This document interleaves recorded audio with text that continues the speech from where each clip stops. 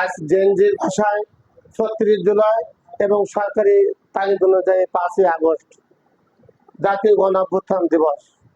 আসলে এটা আমরা ছোটবেলায় দেখেছি, আইয়ুব বিরোধী ৬৯ গণ অভ্যুত্থান, এরশাদ বিরোধী ৯০ গণ অভ্যুত্থান, এটা শুধু শুনেছি এবং এরশাদের সময় গল্প তখন ছোট বয়সে দেখেছি।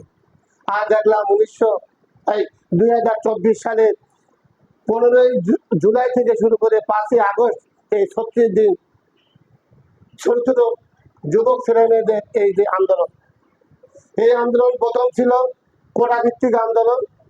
তারপরে আস্তে আস্তে ওদের উপর বিরূপ প্রভাব এবং শেখ হাসিনার একটা কুমন্তব্যের কারণে তারা একটাই মাত্র ছিল যে সরকার পরিবর্তন বা সরকার পতন। তাদের কিন্তু প্রথম উদ্দেশ্য এটা ছিল না, শুধু ছিল কোটা সংস্কার।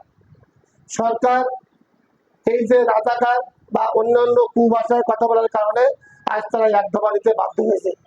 আসলে নির্মম পরিণতি, অনেক জুলুম অত্যাচার, মজলুম ব্যক্তি আর্তনাদ, তারপরে আমাদের যে জাতীয় অধিকার ভোটাধিকার করে থেকে শুরু করে আমাদের যে মৌলিক অধিকারগুলো থেকে আমরা বঞ্চিত ছিলাম। তখন এক শাসক, এক নেতা এইভাবে তিনি শাসন করে গেছেন। তার ইচ্ছায় সবকিছু হতো, কারোর ইচ্ছায় তিনি মতামত নিতেন না। আজ এই 5ই আগস্ট জাতীয় গণ অভ্যুত্থান দিবস, একদিকে শোকের আরেকদিকে আনন্দের। শোক কেন? এই দিন প্রায় 1600 মানে 36 দিন ধরে প্রায় 1600-র ঊর্ধ্বে ছাত্র জনতা নিহত হয়েছে। তার মধ্যে ছিল ছোট শিশু এবং বয়োবৃদ্ধ তো আছে। তা সত্যি কি বলবো, এটা বাংলাদেশের জন্য এবং সারা বিশ্বের জন্য একটা অশনি সংকেত যে আপনারা সতর্ক হন, সতর্কভাবে চলেন, শাসন ঠিক যেভাবে করার সেভাবে করেন। সেনা শাসকদের পতন এভাবে হয়।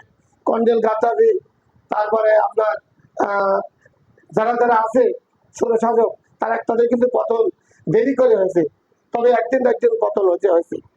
তা আমরা চাই না আগামীতে যারা এখন শাসন করছে আগামীতে তারা স্বৈরশাসক হয়ে উঠুক, তারা জনমতের প্রাধান্য দিক, সবার মতামত নিয়ে সবার এই প্রাধান্য দিক, এই বলে আমার সংক্ষিপ্ত বক্তব্য শেষ করছি।